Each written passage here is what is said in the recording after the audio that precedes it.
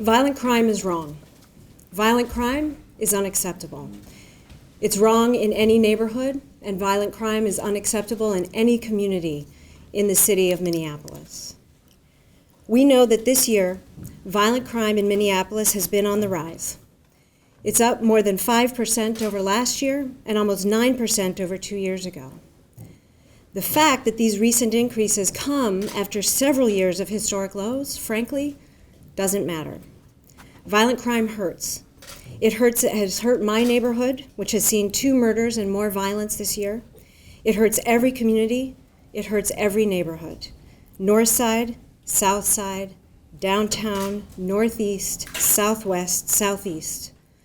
Unfortunately, too many people and too many businesses in our city know this firsthand. We've been on it. Our police officers, led by Chief Janae Harteau, have been doing solid work to fight violent crime this year. We've been responding quickly and creatively to situations and trends as they emerge, and it's making a difference. Although violent crime is up 5% this year, arrests for violent crime are up 13%. This is very good work, and I am grateful to our officers for it. I'm standing here today, we are all standing here today together to say we're doing even more to stop violent crime. To add to this strong record of enforcement, today I'm announcing that we're adding 2 focused interventions in investigation and prosecution that will deploy our violent crime strategies where they are most needed. First, today I am announcing the formation of a new violent crimes investigations team in the police department. We know that often the people involved in violent offenses as suspects or witnesses have been involved in more than one offense or in multiple violent offenses. Often, when you solve for one violent crime, you solve for several. Focusing our investigative resources on violent crimes will allow us to more effectively track patterns and connect dots between people and events, and even prevent the next shooting before it occurs. Chief Harteau, in a moment, will describe the new team in detail for you. Second, County Attorney Freeman will announce a seasoned special prosecutor in the Hennepin County Attorney's Office to focus on these crimes. We're very pleased to be joined today by the County Attorney, thank you very much for being here, who has been a passionate advocate for coordination among all public safety partners in our city and in our county. In a moment, he will describe the new work of his office.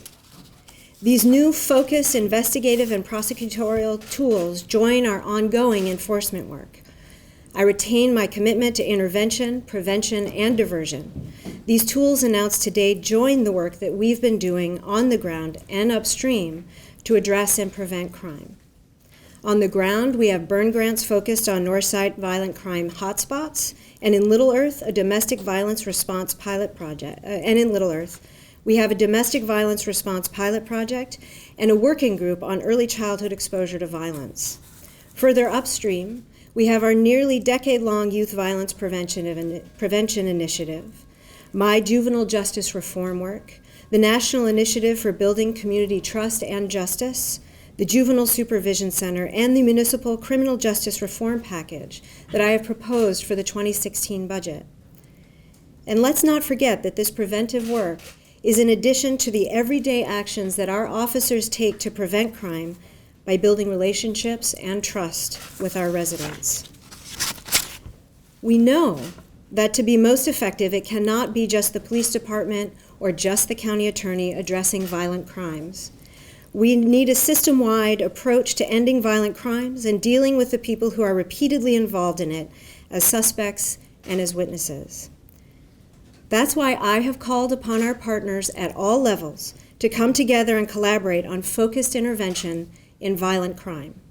I've had conversations with many people, including the Minnesota Commissioner of Corrections, the Director of Hennepin County Community Corrections, Sheriff Stanek, the Minneapolis Parks and Minneapolis Public Schools, and members of the faith and nonprofit community and our neighborhood.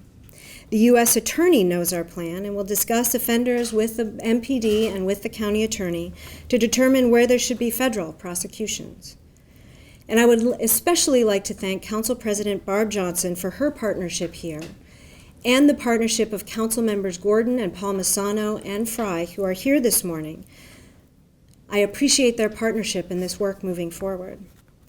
They have all told me that they are game for working with me. Every partner I've mentioned has told me that they are game for working with me to develop an even more comprehensive strategy of focused intervention when it comes to violent crime and the individuals who commit disproportionate numbers of violent offenses. All of us have distinct roles that we play in investigating and prosecuting violent crimes, as well as interactions with the people who commit them. And we work in partnership. We will be able to focus our attention even more incisively and effectively on solving and preventing violent crimes.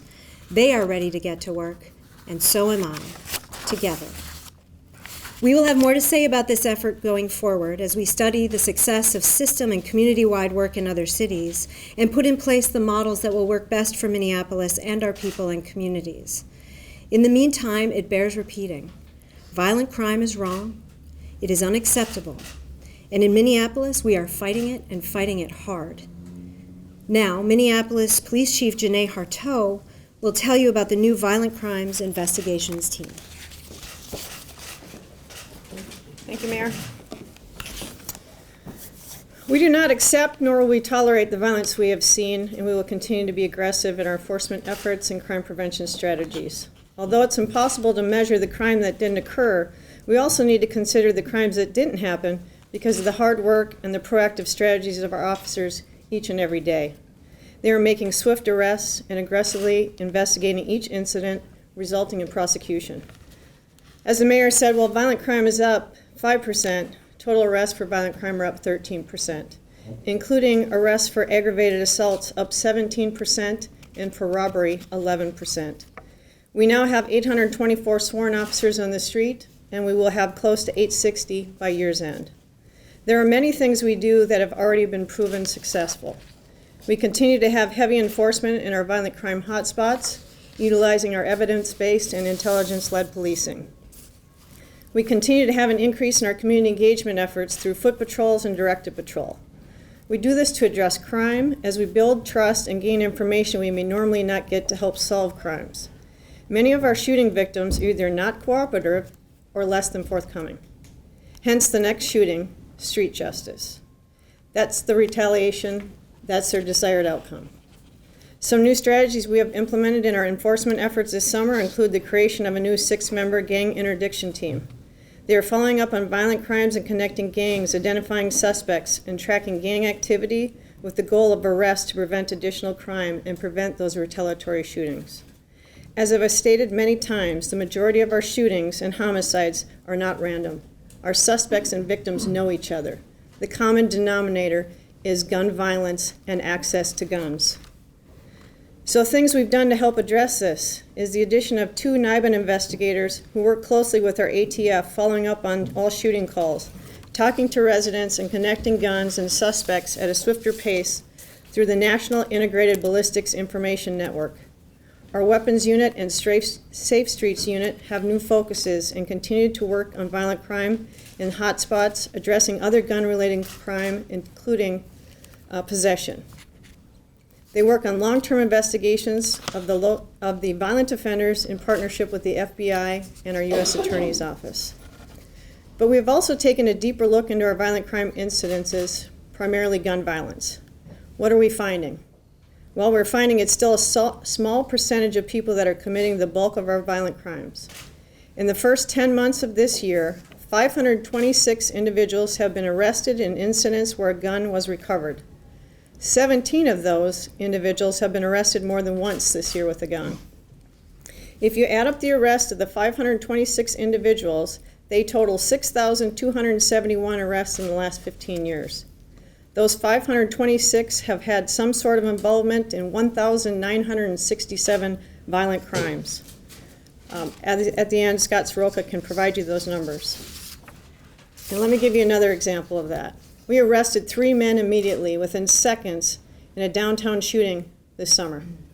We had 18 officers on that block. They ran towards the gunfire. Dozens of cameras showed us that. Those 3 men in the past 6 years have had 43 arrests among them, including robbery and assault charges. One of the men charged had 30 arrests on his record alone. The question we always ask is, what more can we do? To address our violent crime patterns even more comprehensively, we have reallocated some of our top investigators into what the mayor described as a violent crime investigations team. They'll be working closely with their crime analysts to dig deeper into shooting incidents and gun-related crimes. Last week, the new team began responding and investigating shooting cases where someone is hit by gunfire. This team is comprised of 6 of some of our most experienced sergeant investigators with long histories of working on gun violence cases. They'll actually actively be investigating all shooting cases regardless of whether the victim is cooperative or not. This will also include any associated cases for adoption where the victim, witness, or address is provided is a nexus to the current shooting case. We know frequent victims of gun violence are also perpetrators of gun violence, and we need to find ways to make those connections quicker. We're coordinating a process through our Strategic Information Center to connect our gun crimes, whether they are assault, robbery, or juvenile unit cases. This team, which was frankly the idea and creation of some of those very investigators assigned to that team that work tirelessly and tenaciously investigating these types of cases daily, and are also looking at what more can we do. The goal of this team is to increase the prosecution and accountability of offenders who perpetrate gun violence, with an overarching goal to reduce gun violence in the city of Minneapolis.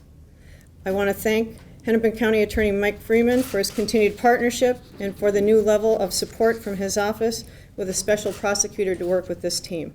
And I want to thank the mayor for his support and our continued aggressive enforcement of these offenders. Now we will have Hennepin County Attorney Mike Freeman talking about his role in the new partnership. Thank you, Mayor, and on behalf of the Hennepin County Attorney's Office, we're proud to be a partner in this endeavor. We prosecutors, and we have the Minneapolis City Attorney here, Susan Siegel, who prosecutes misdemeanors and gross misdemeanors, and in the Hennepin County Attorney's Office, we do felonies. Prosecutors are only as good as the work that the police do for us. If they don't bring us the evidence, we can't prosecute the case. I'm pleased to report that Minneapolis Police has worked very closely with us and that we have a very successful record of bringing people to justice.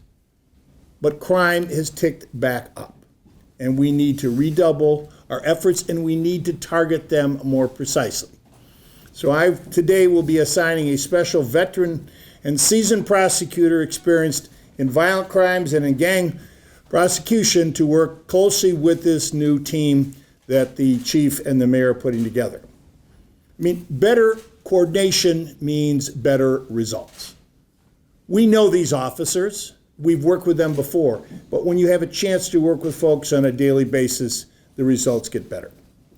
I mean, in this very room, Minneapolis police do a very sophisticated exchange of information that helps target where their officers go and how they proceed. It's one of the best in the country. And when I talk with fellow prosecutors around the country, Minneapolis is really a model. Well, but we need all of that to do the kind of work to take some of these gun toters off the street. Let me be very clear. If you commit a violent crime, you can't carry a handgun, period. If you carry a handgun in Minneapolis, we're going to get you. We coordinate with the United States Attorney's Office with the federal statutes to figure out which jurisdiction will give the most time. And I think this team is going to give us even better information so we can do even better prosecutions and take more of these gun toters off the street. Thank you. No one has been more insistent and diligent in work fighting violent crime than our Council President, Barb Johnson. Thank you, Mayor. And I appreciate the acknowledgement that violent crime is something that I have been focused on in my time in office. My constituents of this city deal with this on a regular basis, waking up to the sound of gunshots in their alley, wondering what's going on, being fearful of going to public places, grocery stores, drugstores, that sort of thing, for fear of being a victim of violent crime. I think the focus on violent offenders is exactly where we should be putting our time and effort. These people cause havoc in neighborhoods and make people feel unsafe, and they aren't always held accountable. I want to say that one of the things that I hear from my constituents is a lot of talk about the police and the police response and all that sort of thing. Now, I applaud the work that our police department does in our neighborhoods. I think they are fantastic. They have been spectacular in working in community outreach under Chief Harteau's leadership. And people want to know what happens after the police make an arrest. And I think that sometimes the rest of the criminal justice system is a bit of a mystery to people. So I think it's important that we highlight that we have this ongoing relationship with the city attorney and the county attorney's office. We don't always hear until you read in the paper that somebody was convicted of a particular crime what the outcome is. And I think we could do a better job of talking to people about that. But this effort is going to make us step up that coordination and target it to the people who are causing the fear and the anxiety in our community across our city. And though it is a very few people in the big picture of our city. So that focused effort, I think, will make a great difference and hold those people accountable. So I'm delighted that we're working on this effort, and I thank the mayor. I thank the chair of the Public Safety Committee, Blong Yang. We and my colleagues on the council, priority number one for city government is public safety. Thank you. At this point, we'll open it up for questions. If you have any questions on violent crime or the initiatives that we've just outlined, now would be a great time to ask those. If you have any questions on other topics, please see me afterwards. Thank How you. many murders have there been this year, homicides, in the city? I can get you that number, Bill. I have a question. This summer I was reading an article where if somebody was caught carrying an illegal weapon, it would be deferred to the county attorney, and then rather than being charged, they'd be put into a program where then the charge wouldn't be over their head. Now, I see today we're talking a different position on that. So I'm wondering what the position is now, in especially North Minneapolis, when people are caught with an illegal weapon. Because gun crimes are essentially the problem in North Minneapolis. I was pretty unhappy when I saw that people carrying an unlicensed gun weren't going to be prosecuted. Well, let me try to be, I'm not aware of your specific case, and I'm happy to talk with you when we're done today. Yeah. But let me be very clear.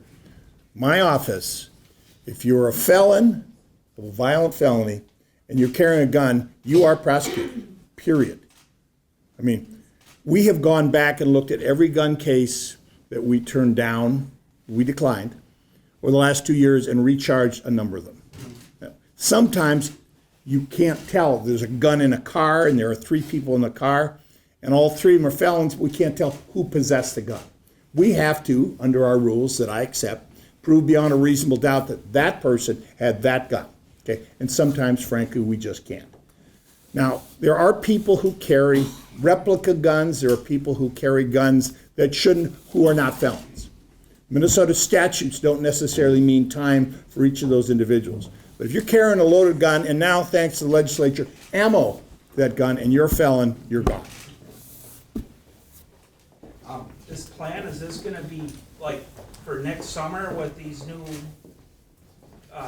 teams of investigations and whatnot to deal with the gangs? Or is this something that's going to come into play before next summer? Well, it's something we're doing already. Okay. We started last week, and it's about connecting cases. Not just people, this is about instances of gun violence, whether it's possession, I'm a shooting victim today, I'm a shooting suspect tomorrow. So we're looking at funneling those incidents so we can make connections quicker. They will also work in conjunction with our gang interdiction team for those crossovers. That's the challenging part always of police work and investigations is many things touch each other, but people responsible for doing it don't necessarily know what the other one sees and has. That's the beauty part about this team is they're all going to touch it. This core group of people are going to funnel those cases. and that way we'll make those connections quicker. And then follow up, how's the city dealing with the changing dynamic of gang culture where we have splinter gangs now, they're cliques. They're groups of 3, 5, 8, and in North Minneapolis, we have many, 35, 36 of these little subcultures of ganglets that are terrorizing North Minneapolis. So how does the city then, the police force and administration begin to tackle the dynamic change itself in the way these gangs operate? Those are hybrid gangs. We're seeing those across the country, not just in the city of Minneapolis. And we utilize our gang interdiction team for that and our strategic information center. You still look at gangs and the way they operate the same as we did. Our challenge is prevention. And that is because the hierarchy and the leadership isn't strong and isn't to the level that more established gangs were. So you have very young, emotionally charged individuals who act without leadership. Yeah, they're very dangerous for Right. that reason. So we still try to identify who they are. Our gang interdiction team is looking at tracking them and making sure that we put a lot of effort for them, specifically when those incidents occur. We know if it's going to occur with one gang, then we need to be looking at the other gang for retaliation, and that's where our focused efforts are, and that's why we created the gang interdiction team. Chief, can you kind of, how many officers total are going to, or are already assigned to this unit? There's 6 investigators assigned to the unit. And then you said But there's two to track down that's, pardon me? guns. Two to track down guns as well? Those are our NIBIN investigators? Correct. Chief, what would you tell people who, I mean, we understand that many of these crimes are not random, but what do you tell people who are fearful of coming into the city because they may get caught in the crossfire? Well, and that's certainly a challenge. This is why we have our officers out not only doing uniform enforcement, but having conversations and engaging the community to separate fact from fiction. Because frankly, the details of the crime need to be heard from officers, not just frankly what's reported in the media. Okay, so we need to make sure that people have that fact from fiction. Our burglaries are down significantly. Double digits, 14, 15% from last year. That is a primary concern for residents in any city, is burglary, making sure our homes are safe. So, you know, it was just a couple of years ago, we were up in double digits in burglary and made tremendous impact. Same with larceny and theft from motor vehicle. Double-digit decreases in that as well. So the more we can partner with our community, the more we get information. We might have victims that are uncooperative in these shooting cases, but the people in the area and the neighbors have helped us, and it's the reason why we've made the rest we have. Chief, there have been increased intervention programs before, and we still have to keep increasing. What is changing that we have to keep increasing these intervention programs? I don't know that we're increasing as much as we're changing the scope and how it looks. And that's what we need to do. In police work, we need to remain fluid. Crimes change, the evolution of how they commit change, and we have to continue to work with that. We're as proactive as we possibly can forecasting, which is why I talk to my colleagues across the country. What is seen in New York and LA is seen in Minneapolis. And so we develop our strategies ahead of time. But then there's always ones that maybe start in Minneapolis. So there are times we're going to be a little behind, but we're always going to be fluid and we're always going to come up strategies. We're not going to stop until things get accomplished. How are things going to be looking different? Say there's a shooting on Lake and Portland. How will this be different now with this unit than it would have been, say, 4 months ago? But it's not necessarily with that shooting how it would look different, but before, shootings could be assigned, or gun crime, if you were a juvenile, it would be investigated by a juvenile unit. If it was assault, you'd be investigated by the assault unit.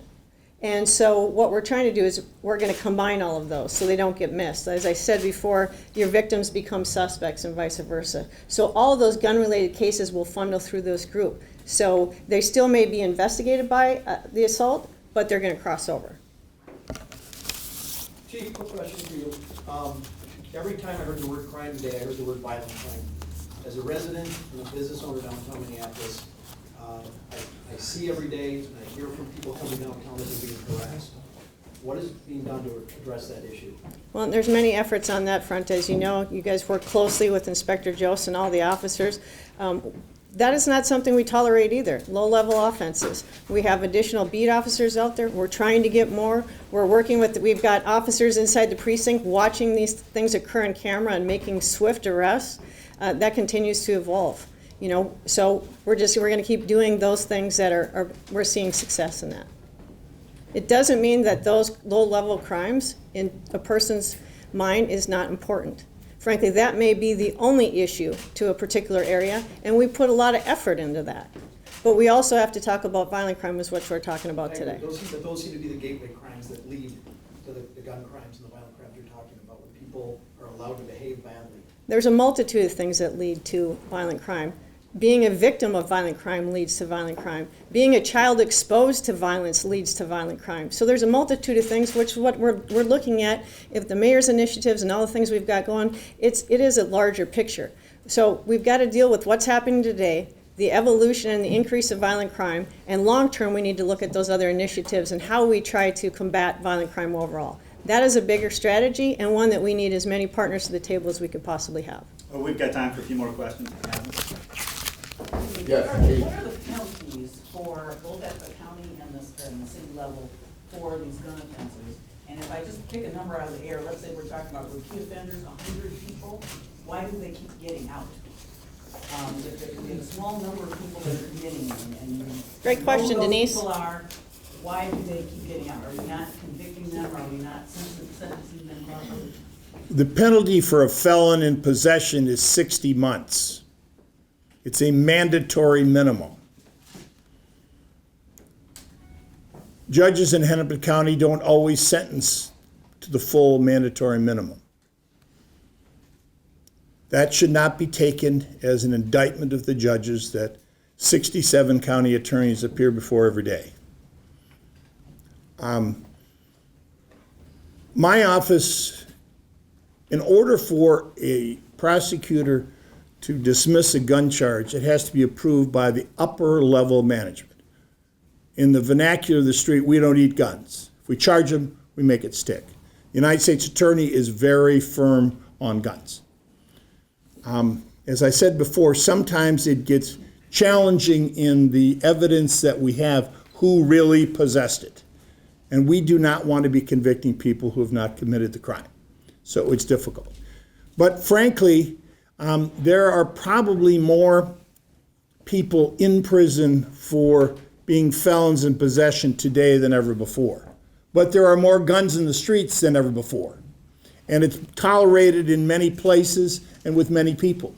It is not tolerated by the Minneapolis police force. It's not tolerated by the mayor of the city council that I'm aware, and it's not tolerated by the Hennepin County Attorney's Office. We're doing our best. You know, if we really, really wanted to get serious about doing something about gun crimes, we do something about the flow of guns. But this country has shown the lack of ability or commitment to do so. We've got time for one more question. For Chief Harteau, maybe, what's your thoughts on the ACLU app? You know, there's cameras everywhere. Officers are very used to having cameras on them, whether it be somebody's personal cell phone. We're going to soon have body-worn cameras. So, you know, it's another tool. The public wants to see what's going on. My hope is that people don't interfere, however, with victims' rights who have been victims of crimes, and frankly, interfere with when an officer's trying to do their job.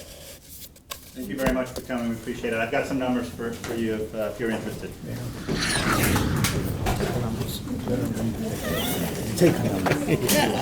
That's just when she ticked off the.